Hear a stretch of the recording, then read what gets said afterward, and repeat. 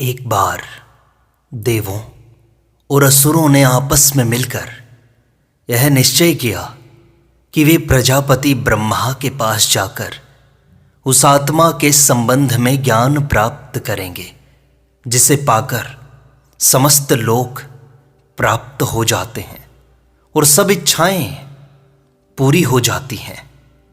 देवों में इंद्र और असुरों में विरोचन यज्ञ में जलाने की लकड़ी हाथ में लेकर समित पाणी होकर प्रजापति के पास पहुंचे।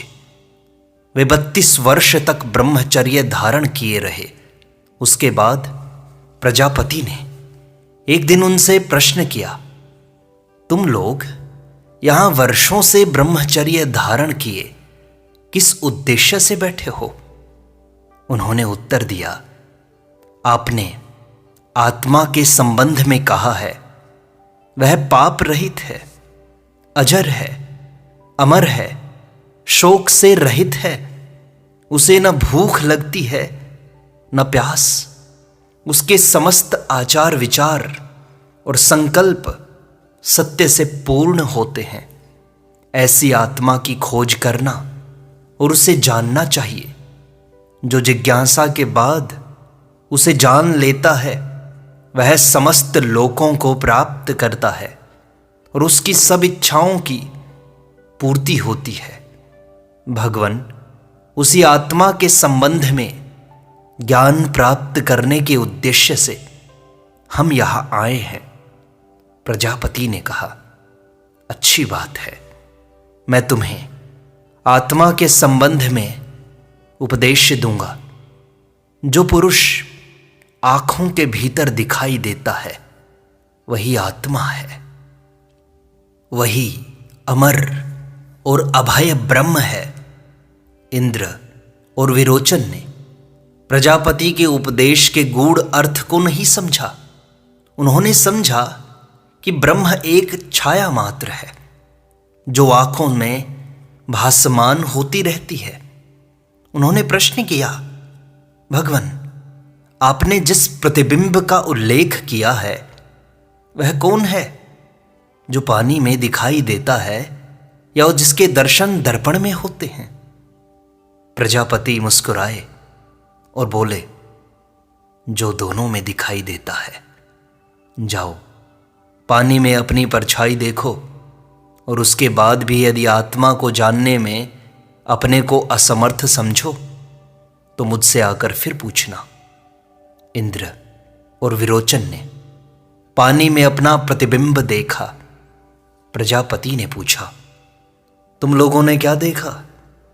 उन्होंने उत्तर दिया, भगवान, हमने स्वयं अपने को उसमें देखा। वह हमारा ही प्रतिरूप था।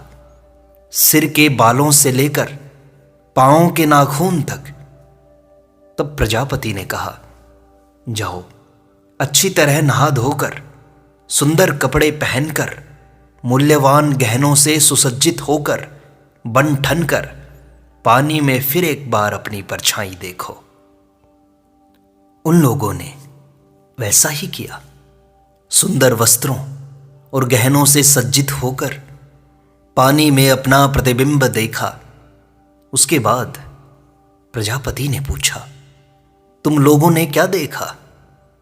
उन्होंने उत्तर दिया, भगवान, हम लोग जिस तरह सुंदर वस्त्रों और गहनों से सुसज्जित थे उसी तरह सुसज्जित स्वयं अपना ही प्रतिरूप हमने उसमें देखा। प्रजापति ने कहा, वही आत्मा है, वही अमर और अभय ब्रह्म है।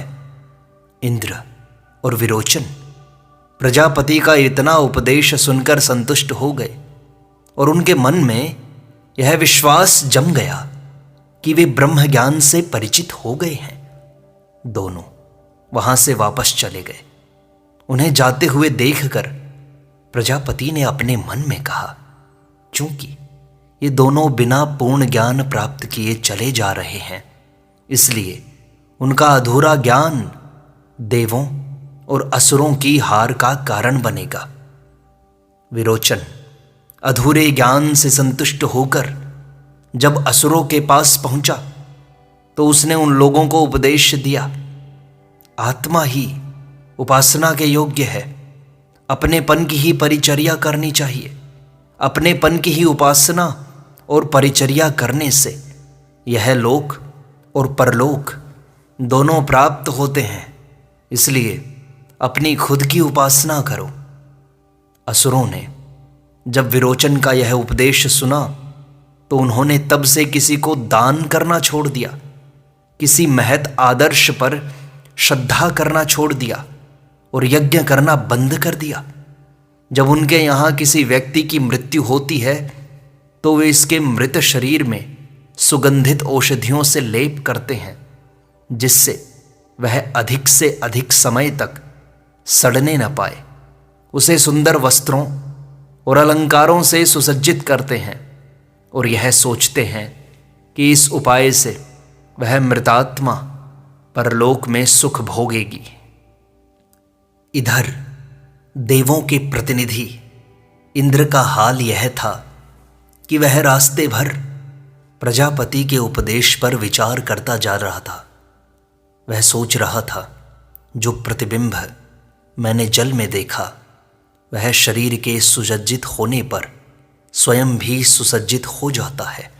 शरीर जब सुंदर वस्त्र या गहनों से अलंकृत रहता है तो वह भी अलंकृत हो उठता है। शरीर जब निर्मल रहता है तो वह भी निर्मल हो उठता है। शरीर अंधा होता है तो वह भी अंधा हो जाता है।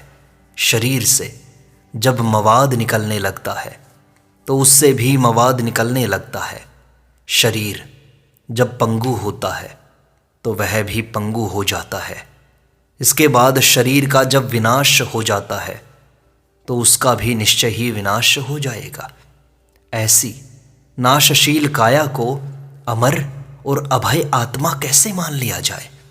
सोच समझकर उसके मन में भय की भावना उत्पन्न होने लगी। वह देवों के पास वापस नहीं गया, आधे रास्ते से ही हाथ में समित काष्ठ लेकर प्रजापति के पास लौट गया। प्रजापति उसे देखकर मुस्कुराए। उन्होंने कहा, हे इंद्र, तुम तो विरोचन के साथ संतुष्ट होकर चले गए थे। अब तुम्हारे लौटकर आने का कारण क्या है? तुम क्या चाहते हो? इंद्र ने कहा, भगवन, चूंकि यह प्रतिबिंब जिसे आपने हमें दिखाया है शरीर के अलंकृत होने पर स्वयं भी अलंकृत हो जाता है। शरीर जब वस्त्रों से सुसज्जित रहता है यह भी सुसज्जित हो जाता है। इस तरह जब इसका विनाश होगा तो आत्मा का भी विनाश हो जाएगा। इसमें मुझे ऐसा कोई तत्व दिखाई नहीं पड़ता जिसके लिए इसकी उपासना की जाए। तब प्रजापति बोले, मघवन, तुमने ठीक कहा, बात ऐसी ही है। तुम अभी फिर से 32 वर्ष तक और साधना करो, तब मैं तुम्हें आत्म तत्व समझाऊंगा। इंद्र ने प्रजापति की आज्ञा के अनुसार 32 वर्ष तक और तपस्या की। तब एक दिन प्रजापति ने उसे उपदेश देना आरंभ किया। प्रजापति ने कहा, जो स्वप्न में इच्छाओं की पूर्ति होने से संतुष्ट हो उठता है वही आत्मा है, वह अमर और अभय है, वही ब्रह्म है। इंद्र ने जब ज्ञान प्राप्त किया तो संतुष्ट होकर चला गया। रास्ते में उसने सोचा, स्वप्न में विचरण करने वाला यह पुरुष शरीर के अंधा होने पर स्वयं अंधा नहीं हो जाता, शरीर के पंगु होने पर स्वयं पंगु नहीं हो जाता। शरीर अगर विकृत हो तो स्वप्न में मनुष्य विकृत नहीं होता। शरीर के नाश होने पर उसका नाश नहीं होता। यह सब ठीक है, पर उसे यह अनुभूति हो रही थी कि उसका विनाश हो रहा है, उसे खदेड़ा जा रहा है और पीड़ित किया जा रहा है। स्वप्न में व्यक्ति दुखी भी होता है। इस अनुभूति के कारण वह रोता है, चिल्लाता है, बिलबिलाता है। ऐसी स्थिति में उसका विशेष महत्व नहीं रह जाता। यदि स्वप्न का व्यक्ति आत्मा है तो उसे दुख नहीं होना चाहिए, क्योंकि आत्मा तो सच्चिदानंद है। इसलिए मैं देवताओं के पास इस अधूरे ज्ञान को लेकर कैसे जाऊं? ऐसा सोचकर उसके मन में भय उत्पन्न होने लगा। वह आधे रास्ते से ही प्रजापति के पास लौट गया। प्रजापति ने उससे कहा, हे मघवन, तुम तो संतुष्ट होकर चले गए थे, अब फिर क्या सोचकर वापस आए हो? इंद्र ने कहा, भगवन, सब बात तो ठीक है, पर स्वप्न का व्यक्ति दुखी होता है, इसलिए वह आत्मा नहीं हो सकता। तब प्रजापति ने कहा, तुमने ठीक ही कहा है, बात ऐसी ही है। तुम 32 वर्ष और साधना करो, फिर मैं तुम्हें आत्म तत्व समझाऊंगा। इंद्र ने वैसा ही किया। फिर एक दिन प्रजापति ने उसे समझाना आरंभ किया। उन्होंने कहा, निद्रा की जिस अवस्था में मनुष्य पूर्ण विश्राम करता है, पूर्ण प्रसन्नता में मग्न रहता है, कोई स्वप्न नहीं देखता, उस अवस्था का अनुभव करने वाला ही आत्मा है। वह अमर और अभय है, वही ब्रह्म है।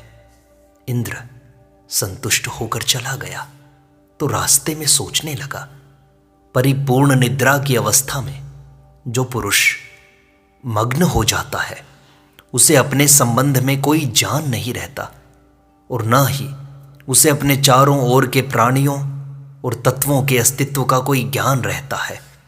उस समय के लिए वह एक प्रकार से विनष्ट सा रहेगा। ऐसी स्थिति में वह आत्मा कैसे हो सकता है, क्योंकि वह तो अज्ञानी है। यह सोचकर वह आधे रास्ते से ही प्रजापति के पास चला गया। प्रजापति ने जब उसे देखा तो फिर से कहा, हे इंद्र, तुम तो संतुष्ट होकर चले गए थे, फिर क्या सोचकर वापस आए हो? इंद्र ने कहा, भगवन, यह तो मैं समझा कि परिपूर्ण निद्रा की अवस्था में मग्न रहने वाला पुरुष कोई स्वप्न नहीं देखता, उसे कोई दुख नहीं होता और उसे यह अनुभूति नहीं रहती कि उसे सताया जा रहा है। पर इस अवस्था में उस पुरुष को न अपने संबंध में कोई ज्ञान रह जाता है, न दूसरों के संबंध में। वह उस समय के लिए एक प्रकार से विनष्ट सा रहता है, उसमें मुझे कोई विशेष महत्व नहीं दिखाई देता। प्रजापति ने कहा, तुमने ठीक ही कहा, बात ऐसी ही है।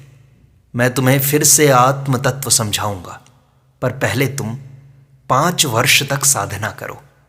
इंद्र ने प्रजापति की आज्ञा सुनकर 5 वर्ष तक और तपस्या की। इस प्रकार उसने 101 वर्ष पूरे किए।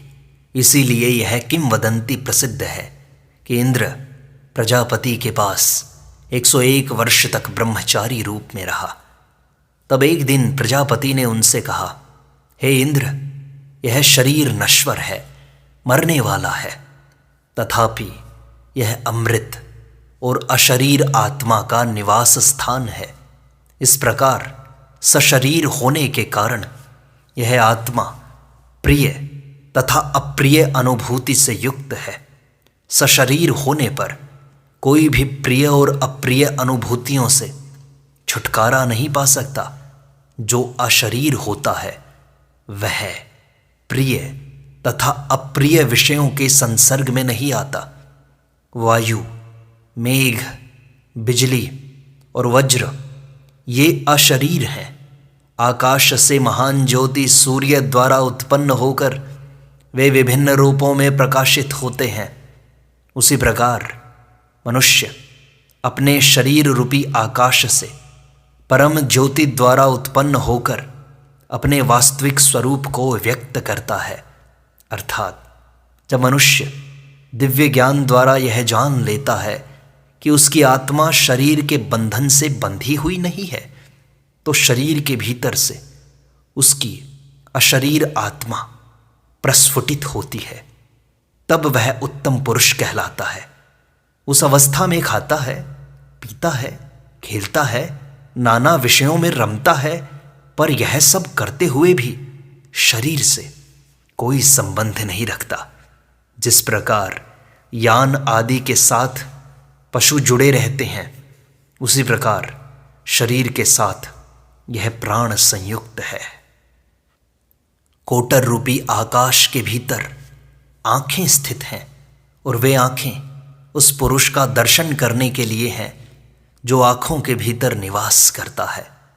जो यह जानता है कि मैं सूंघता हूं, वह आत्मा है। जो यह जानता है कि मैं बोलता हूं, वह आत्मा है। जो यह जानता है कि मैं सुनता हूं, वह आत्मा है। मन ही दिव्य चक्षु है। वह सभी काम्य विषयों की विशेषता का पर्यवेक्षण करता है। मन की उस दिव्य दृष्टि द्वारा आत्मा उन सब विषयों का उपभोग निर्लिप्त होकर करती है। देवों ने ब्रह्मलोक में उस आत्मा की उपासना की थी, इसलिए उन्होंने सब लोगों को प्राप्त कर लिया और उनकी सब इच्छाओं की पूर्ति हो गई। जो सच्ची जिज्ञासा के बाद आत्मा का पूर्ण ज्ञान प्राप्त कर लेता है, उसकी समस्त इच्छाएं पूरी हो जाती हैं। इस प्रकार प्रजापति ने इंद्र को आत्म तत्व समझाकर उसको पूर्ण ज्ञान प्राप्त कराया। इस प्रकार इंद्र, विरोचन और प्रजापति की यह कथा समाप्त होती है।